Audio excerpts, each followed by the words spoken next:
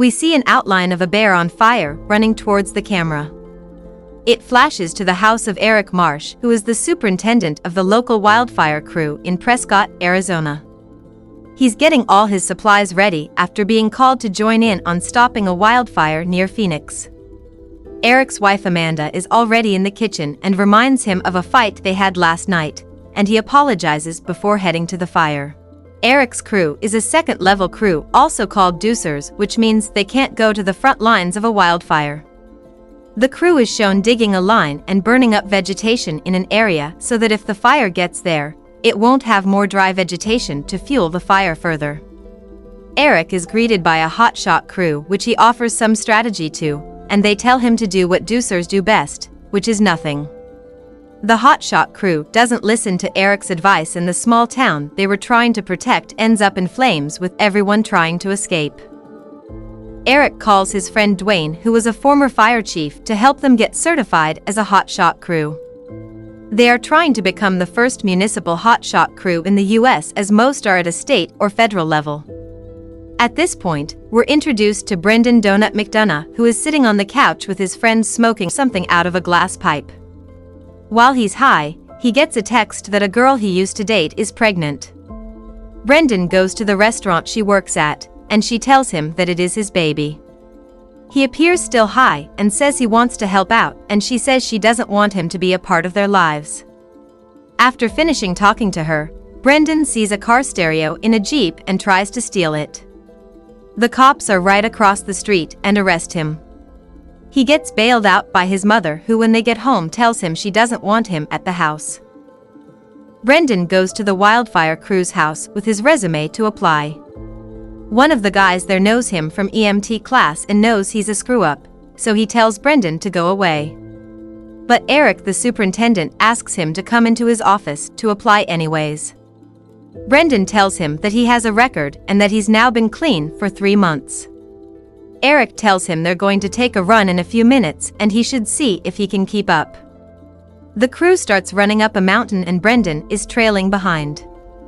At the top of the mountain, Eric gives an impassioned speech telling new applicants what they're getting into. Meanwhile, Brendan still hasn't made it up the mountain. Back at the station, Eric asks another firefighter if Brendan is dead on the hill somewhere. But Brendan finally comes out of the woods dead tired and shows picture proof he made it to the top of the mountain. They hire him then. Dwayne gets Eric and the crew an audition to become a hotshot crew, and while they're out fighting a fire, Eric decides to stop a fire that the auditor questions. They get into an argument, and Eric sticks to his guns, and it works. But he's worried he upset the auditor and might not pass their audition. But Dwayne informs them the next day that they did pass, and the crew all celebrates. They call themselves the Granite Mountain Hotshots. Next, there's a series of fighting fire scenes mixed in with Brendan taking groceries over to his baby mama's house for their baby. After a few times dropping groceries off, she lets him meet the baby, and he apologizes for being a dirtbag. While the boys are out fighting a fire, Eric's wife Amanda is driving late at night and gets into a car wreck where her truck rolls over after she fell asleep at the wheel. The next morning Eric gets home to see the truck totaled and Amanda giving a horse care lesson to some clients. The hotshots continue to stop fires and Brendan is becoming more involved with his daughter and decides to ask Eric one night at the bar if he wouldn't mind giving a recommendation so Brendan could work as a structure firefighter and be home more. Eric yells at him and reminds him nobody would ever give him a chance as he did.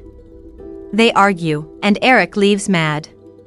On the drive home, Eric is fighting with Amanda, who tells him he's being mean to Brendan because of his own issues.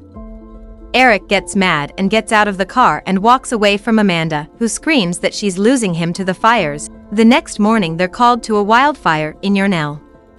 Eric tells his assistant on the drive there that he's gonna quit being superintendent so he can be home more and start a family. As the crew arrives at the Yarnell fire, they realize it's a bigger fire than they thought.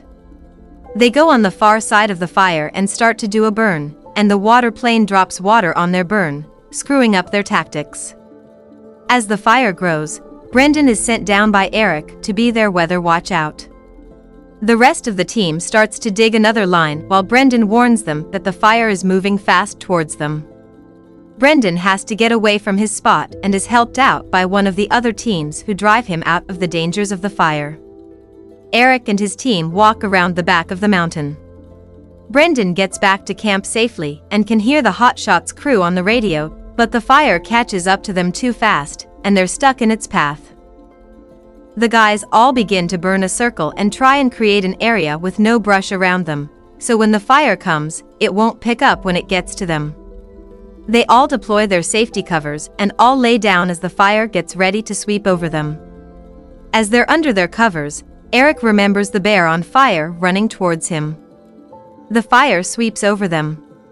Brendan is listening on the radio and finds out that all 19 of his crew members are burned to death.